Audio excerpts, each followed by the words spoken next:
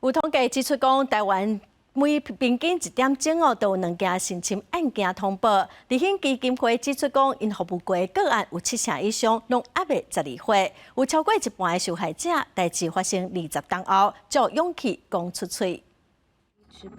最近足清的网络剧，讲一个查某学生向妈妈坦白，互老师性侵的代志。妈妈一开始却无跳出来甲保护。影片内底演妈妈这个角色的演员丁玲表示，迄是因为女性自细汉就互教讲爱吞忍，较免互挤挤堵堵。我们的教育没有教我们女性要勇敢的站出来，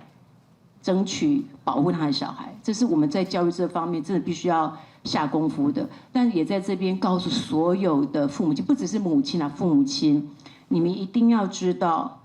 任何事情绝对要先选择相信孩子。丁玲担任长期服务性侵受害者的立宪基金会公益大使。立宪基金会初6开记者会讲，台湾现主时每点钟拢有得要2件性侵案件的通报，因自2017年以来服务过的137个个案内底，有73%受害的时拢也未12岁，特别一半的人拢是超过20年以后才讲出嘴。 当年幼的孩童他没有办法那么清楚的说出他发生了什么事的时候，事实上有一些警讯，有一些讯号是很值得我们关注的，包括